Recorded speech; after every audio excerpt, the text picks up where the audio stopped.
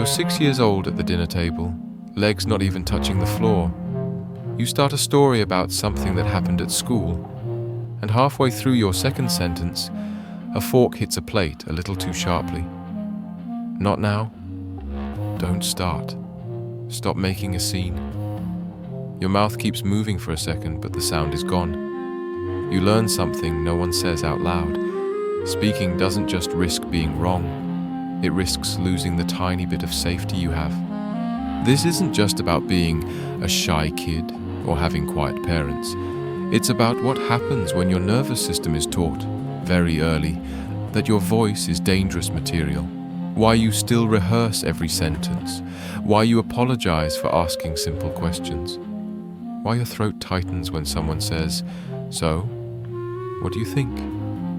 Silence didn't just happen to you. It was installed in you. Let's start with this brutal truth. You don't actually know what your voice sounds like when it isn't edited for safety first. When someone asks, "What do you want?" your mind doesn't offer an answer. It offers a loading screen, static, a vague sense that wanting, or choosing, or disagreeing is dangerous. In conversations, your attention is a searchlight turned outward. You track every micro-expression, every sigh, every change in tone, as if your survival depends on it.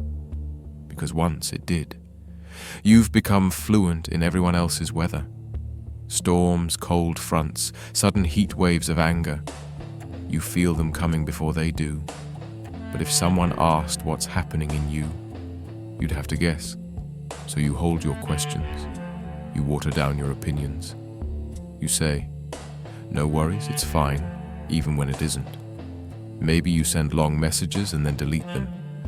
Maybe you write what you would say in notes, then never hit send. Maybe you speak up once in a meeting, feel your heart slam against your ribs, and then spend 3 days replaying every word, convinced you sounded stupid. And the worst part, people might describe you as easygoing, low maintenance, so chill. They have no idea that your calm is really a full-time job, managing your own disappearance. This kind of silence doesn't just cost you voice, it costs you opportunities, friendships, relationships, creativity, whole timelines of who you could have become. So if your body is quietly freaking out because you recognize yourself already, you don't have to say anything in the comments yet. Just don't click away. Let's see what happens if, for once, you stay in the room while your story is being told. First, we need to name what this actually is. You didn't end up quiet. You adapted. Your silence is a survival strategy your nervous system built when it realized, when I speak, bad things happen. When I go quiet, things calm down. Maybe every time you had a strong feeling, someone rolled their eyes. Maybe you were met with, "Don't be dramatic. Stop crying or I'll give you something to cry about," or "You're too sensitive." Your tiny brain drew a very logical conclusion. Feeling plus expressing was threat. Feeling plus hiding was safety. That's not weakness. That's intelligence under pressure. But survival strategies don't come with an expiry date. So the same silence that once shielded you is now suffocating you in adulthood. Pause for a second and notice, as we talk about this, is your jaw tight, your shoulders up, your breath shallow? Your body remembers conversations like this, even if you don't. Next layer, the inner courtroom. When a child is silenced on the outside, they eventually import those voices on the inside. So now, before you ever speak, there's an invisible panel of judges in your head. You reach for a thought and they jump in. "That's stupid." "No one cares. You're overreacting." Other people had it worse. Sometimes they even use your parents' tone, your teacher's words, your ex's criticism. You internalize them so completely that now you do their job for them. So by the time you're in the actual conversation, the censorship has already happened. You're not just quiet because others interrupt you. You're quiet because your own mind is already mid-trial, cross-examining every word before it can leave your mouth. That's why working on communication skills often feels useless. It's like teaching someone to sing while a hand is still around their throat. Here's the part nobody told you. You were never the main problem. The system around you was. We grow up in families, schools, cultures that reward obedience and call it goodness. Good children don't complain. They don't challenge adults. They don't say, "That hurt," or "That's unfair," or "Why are you allowed to yell and I'm not?" In many homes, adults are allowed full volume emotions, slamming doors, sharp words, long sulks, while children are expected to be small, quiet, grateful.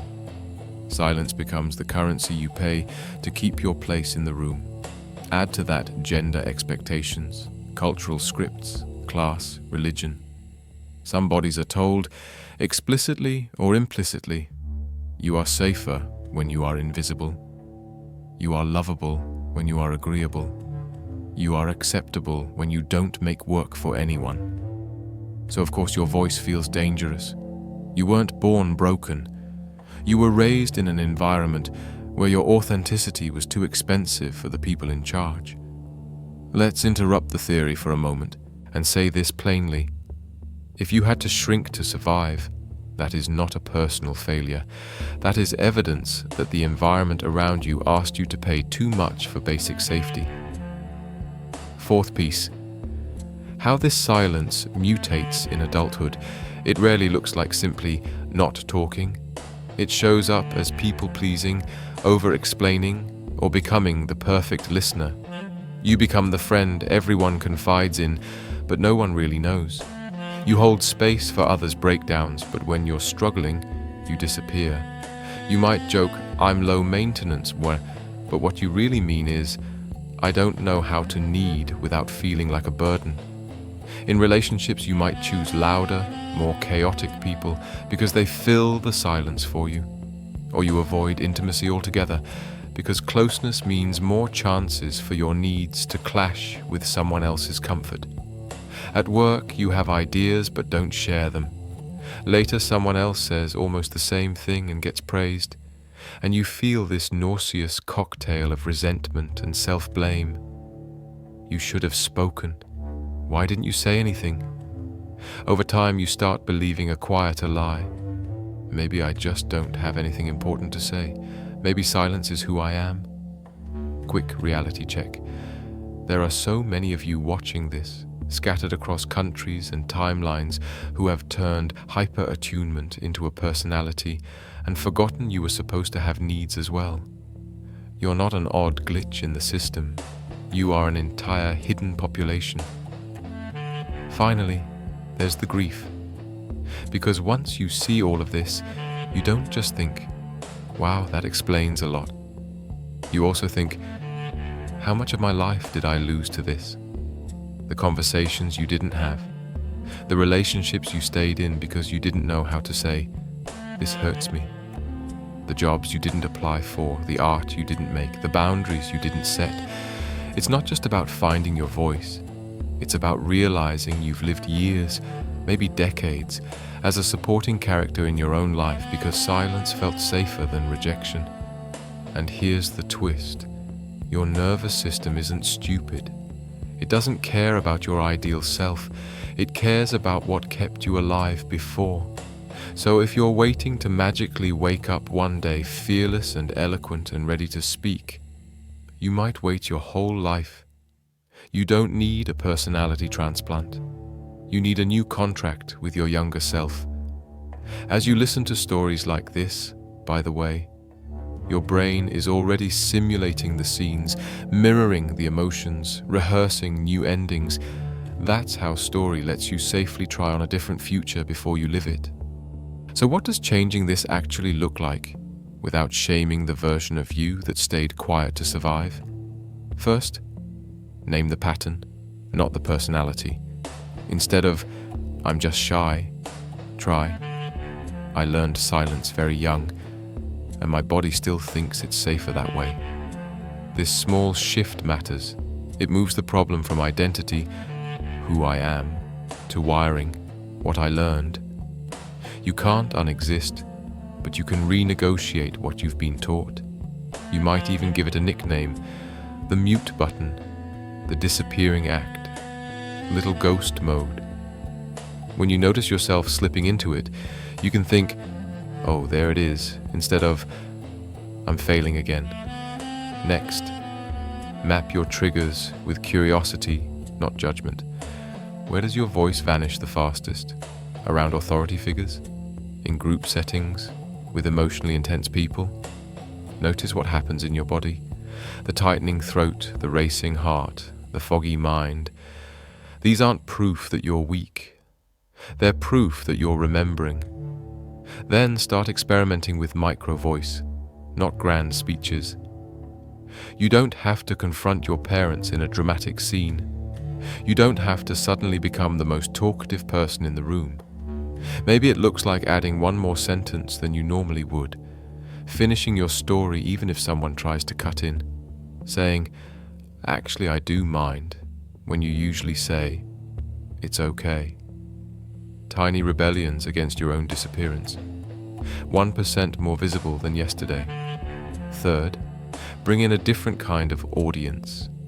If your early life taught you that speaking leads to punishment or ridicule, you can't heal this alone in your head. You need at least one person who can respond differently.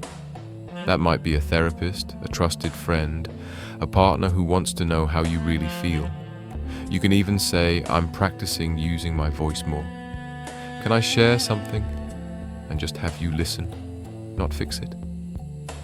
When they actually do that, when they stay, when they don't explode, when they don't laugh, your nervous system gets new data. Maybe it's not 1998 anymore, maybe it's safer now.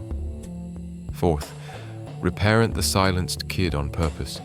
You can do this in writing, in imagination, or out loud when you're alone. Picture that child at the dinner table being cut off mid-sentence. Now imagine adult you walking in, pulling up a chair next to them and saying, "Finish your story. I'm listening. You're not too much, and you're not nothing. You're my responsibility now." It might feel cheesy. Do it anyway. You're not performing for anyone else. You're rewriting who gets to speak to that kid. Finally, let's talk about relapse. You will go quiet again. You will freeze in a conversation and only think of what you wanted to say 3 hours later in the shower. You will have days where you ghost people because the idea of answering a simple text feels like climbing a mountain. This doesn't mean you're back at zero. Progress here is not never going silent again. Progress is noticing it sooner, judging yourself less, and taking one small repair step. Maybe that means sending a follow-up message. "Hey, I went quiet earlier because I got overwhelmed. Here's what I actually meant." Maybe it means journaling the conversation you wish you had, so your body knows you heard yourself, even if no one else did. If this is the kind of work you know you'll forget when life gets loud again, keep this somewhere you can return to. A tab open, a saved link, a note to your future self that says, "When you start disappearing again, come back here." Come back to that first scene for a moment. Dinner table, feet not touching the floor, the fork hitting the plate, the "not now." The way your story died halfway through its own sentence. Now imagine the same table, years later, same chairs, same plates. But this time, your adult self is sitting next to that child version of you. Someone tries to talk over them, and without raising your voice you say, "Wait, they were speaking. I want to hear the rest." The room might still be awkward. Not everyone will understand. But the most important person in that scene, the child who learned to disappear, will notice that someone finally stayed on their side. And slowly, conversation by conversation, you start to build a world where silence is not a sentence handed down from above, but a choice you get to make. Sometimes you'll choose quiet. Sometimes you'll choose words that shake when they come out. Both are yours now. If you want more spaces where the things you were punished for feeling are finally given language, you can subscribe and come back whenever you need another reminder that you're not broken, just early silenced and now relearning sound. From swallowing every sentence to letting your voice tremble into the air, from being the quiet child in the corner to becoming the adult who sits beside them. From silence as a cage to silence as a home, you're finally allowed to leave and re-enter on your own terms.